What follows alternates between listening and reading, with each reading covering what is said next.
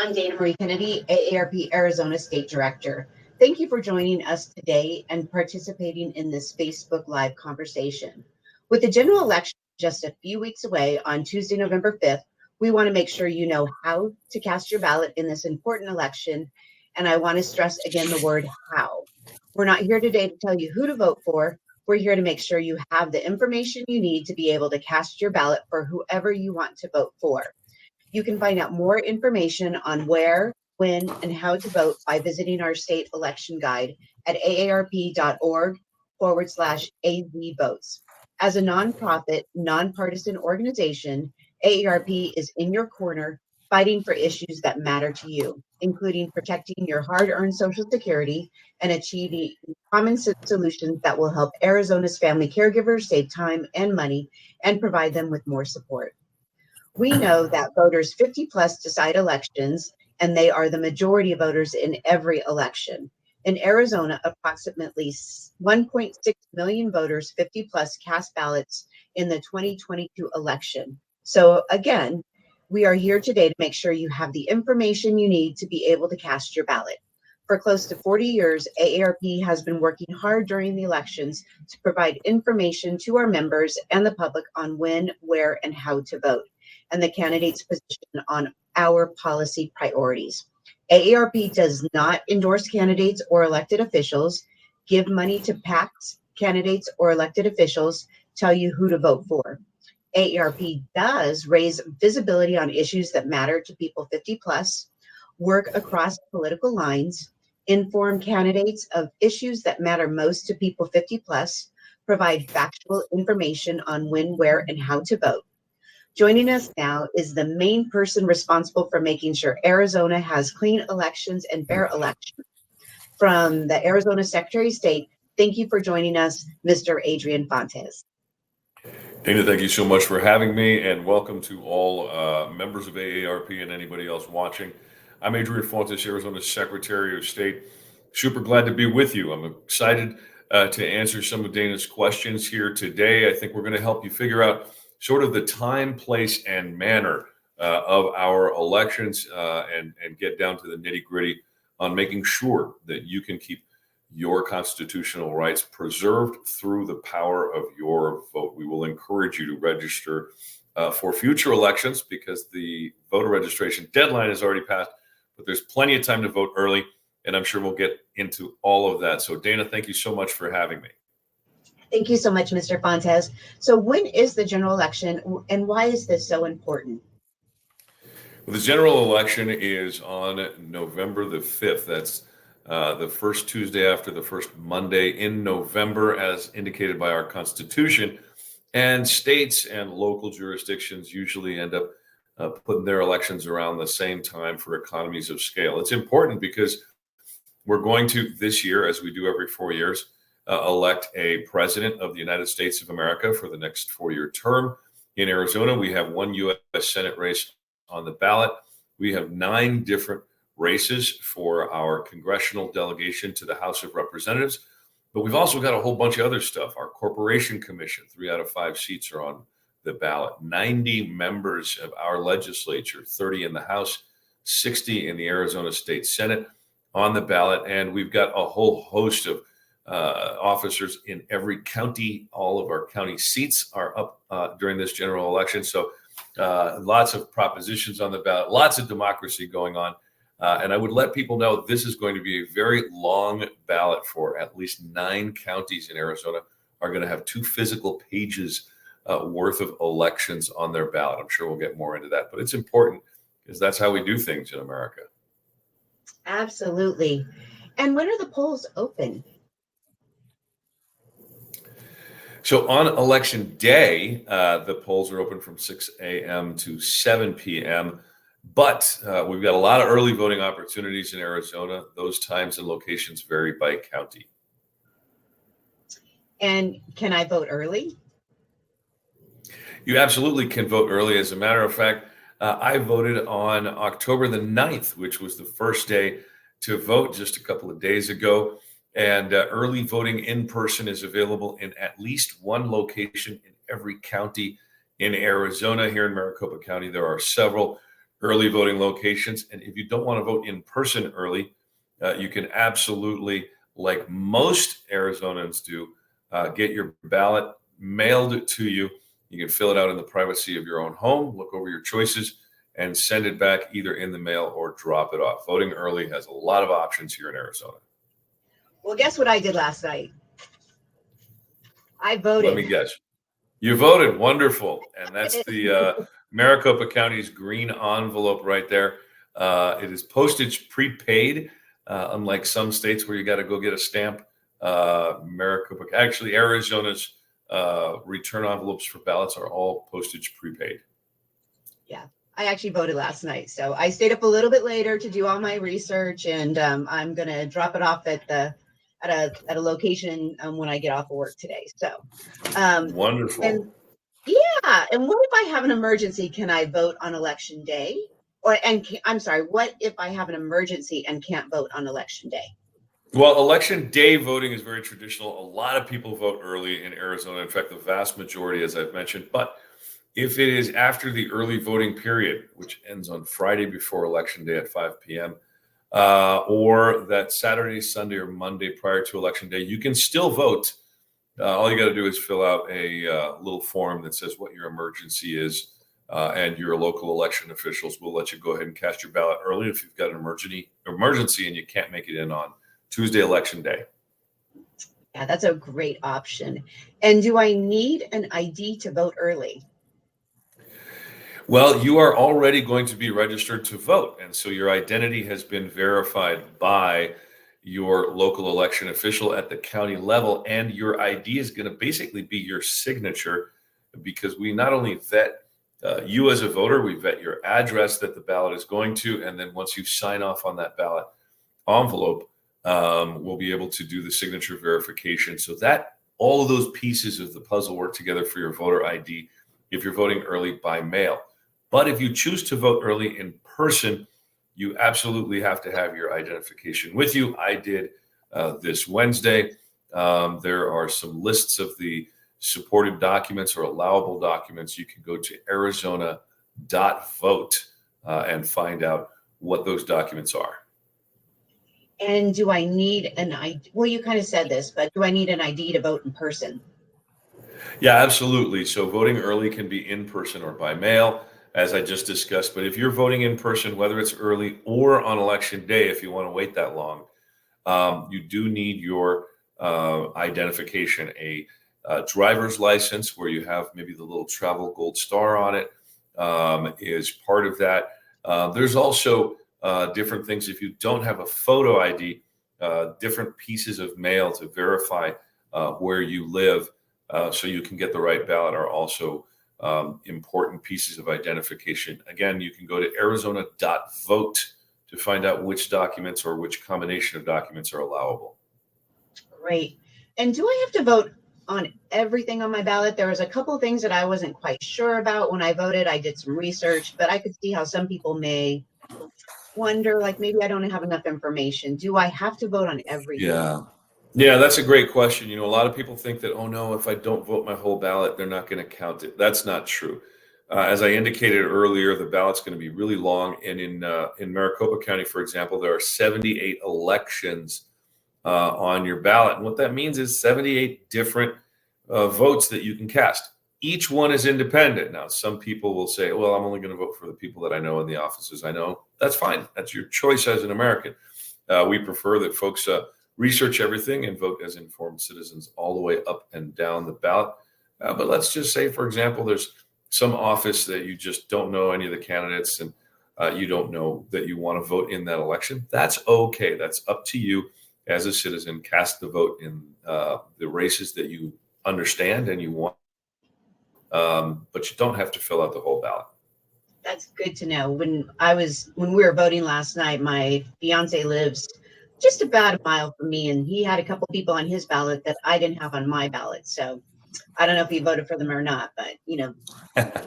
Well, the interesting thing about that most people don't know, even if you live inside of the same precinct, Yeah. like you and your fiance might live several blocks away or even across the street, you might have a different ballot because we've got congressional districts, we've got school board districts, city council districts. And so there's a lot of different ballot styles. Maricopa County can have, depending on the election, up to 10,000 different styles of ballots for our voters. Yeah. And how can you find out where to cast an in-person ballot? So if you want to cast an in-person ballot, either early or on election day, obviously Arizona.vote is a great place to go to find that information. Your local county recorder's office or county election department is also going to have that information. And to get there, we like people to come visit our website. So we say go to Arizona.vote. You can find all of the pertinent information there, or links to the county where you're voting in if you're not here in the Metro Phoenix area. And I realize I forgot a really important question, so I'm going to go back to it real quick. How can voters know if their ballot was officially counted? Well, that's a phenomenal feature that we have now in Arizona. It's only a few years old, and we have a ballot tracking system. Every county has their own little version. 13 of them, though, we run out of the Secretary of State's office. But you can, sign up for this. It's a great system. Ballot tracking technology in Arizona operates off of the barcode. So that ballot envelope that you have on the backside has all your voter information. And when it goes out to you, the county will scan it and the system will automatically generate a text or an email if you're signed up for this service. So you'll be able to say, oh, look, they're sending me my ballot. And then when it gets back to them, you'll get a text or an email back to you automatically generated that says that they've received it. And then when it's opened and sent for signature verification and tabulation, you'll get notices of that as well. It helps for transparency. The ballot tracking is really, really good for accountability. And if there's ever any issues, you'll be able to know what the status of your ballot is so you can deal with those appropriately. It's a great service. I love that. And I have to say, last night I went to an event and we were going back to my fiance's house and I was like, stop by my house first. I want to go and see if my ballot is in the mail. So sure enough, we stopped by my house. I reached into my, mailbox and got my ballot. And then we went home. And even though it was a little late and I wanted to go to bed, I was like, I finally got this ballot and I really want to vote and get it, put it in the mailbox. That way, all this mail and phone calls that I get will stop. Well, that's a really interesting point, and we can help folks understand. People are like, well, I want to wait till election day, but I don't like when people come and knock on my doors if I've, and this and that. Most good campaigns will check the voter list to see who already voted, and they will take you off of their list if you already voted. So I tell people, if you want to block the knock, which is what I like to say, if you want to block the knock, vote early. Yep. And the good campaigns will take you off their phone call list. They'll take you off their mailing list. They'll take you off of their knock list. You can have a little peace and quiet before election day. Yeah, that's exactly what we're going to do. Is we're turning in our ballots today to just stop it. I mean, we between the two of us, I think we've gotten about 30 pieces of mail. So they can spend their money elsewhere. Sure. Yeah. So the next question is: there are close to 12 propositions on the ballot. Can you talk to us about some of the propositions on the ballot, such as Prop 139 and Prop 140? Yeah, absolutely. So there's like you said, there's a whole slew of propositions on the ballot this year. Some of them are local. I live in the city of Phoenix. There's a couple of municipal questions on there. Many other cities will do that as well. Townships and smaller cities will do that too. The state has the legislature put a whole bunch of referrals on the ballot to, some people will say, to circumvent the governor, but whatever, they've got the right to send those things to the voters. And so you've got them. But there's two here that you can see on the screen, 139, both of the, and 140. Both of these came from the people. The folks who were organizing this went out and got petitions sufficient to get these on the ballot. There were legal challenges that were resolved by the courts. Prop 139 is the Arizona Abortion Access one that's, some people say it's politically controversial. The language in the publicity pamphlet that we published and sent out to folks is all listed right there. It says what it says. We ask folks to, read a little bit and make up their minds as to what they think. ought to be. And 140 is really interesting for folks like me who run elections, because what it says is that the state will no longer pay for partisan exclusive primaries. In other words, everybody's going to be on the same ballot. So independent voters will be able to vote in the primary elections, which is usually in August. This one, we had it in late July. The primary before the general. Interesting part about this one is how you get from the primary ballot to the general ballot is up to the legislature and the governor. There's been some miscommunication about this one, that it mandates ranked choice voting. That's not true. All you got to do is read the language in there. And so, we're going to let folks make up their minds. If you want open primaries, which some people will say allows for more people to get involved and, give independent voters the ability to just get the primary ballot so they can vote. That's part of one of the things that this proposition does. So 139 and 140 are both initiatives from the people. And that's, I think, why we're just chatting about those briefly. Great. And what are the dates to keep in mind and key resources? Well, the important dates are as follows. The next ones, right? We've already had the voter registration deadline passed. Mail-in ballots have already been sent to you. But if you don't have a mail-in, if you're not on the permanent or what was the permanent early vote list, I've been doing this for a while. October 25th is going to be your last day to ask your county recorder to send you an early ballot. So that's the next big deadline, October 25th. November 1st is the last day for early voting. And we like folks to mail their ballot back a week before Election Day. So that's a few days before that. So before Halloween, if you can get that ballot mailed back before Halloween, that's your best bet. But then November 5th is Election Day. I like to say it's the last day to vote because we've got so many people voting early and so many early voting options. November 5th will be your last day to vote in person. Don't forget your ID if you do it that way. But also remember this, if you're dropping off your mail-in ballot early, like Dina, you've got your envelope there. If you go to a vote center at any time or even a polling place vote center on Election Day, you don't have to stand in line. You can go straight up to the front, drop it in to the bucket there, and it'll get processed just like all the other early votes that have been processed before that. Great. And it looks like we're nearing the end of our time for this call or for this Facebook Live. AARP Arizona would like to thank the Arizona Secretary of State, Adrian Fontes, for joining us for this important discussion on the 2024 elections on Tuesday, November 5th, 2024. Mr. Fontes, do you have any final comments before we close? More than anything, I just want to make sure that folks understand how important it is for us to have high turnout. We want to get as close as possible to a real representation of the real voice of Arizona. So if you're happy with things, great, vote that way. If you're not happy with things, great, vote that way. Let us know, because those of us in government, we want to do what you want us to do. It's a representative government, and you're the folks with the power. You're the folks with the vote.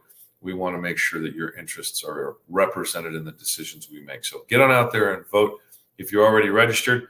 And if you missed it for next time, we'll catch you on the next election cycle. Thank you so much for having me, Dana. It was a great pleasure. Well, thank you, Mr. Fontes, and thanks for all of you on Facebook for joining us and participating in this Facebook Live to talk about the upcoming Arizona election on Tuesday, November 5th, 2024. We encourage you to reach out directly to the Secretary of State's office, azsos.gov. If you have questions about how to cast a ballot, either in person or by mail, you can also visit arizona.vote. And you can also find valuable information about the upcoming election at aarp.org/AZ votes. That is aarp.org/AARP.org, AZ votes. We hope that this Facebook Live was helpful to everyone. We appreciate everyone's time and participation. Thank you and have a great day. That's the conclusion of this program.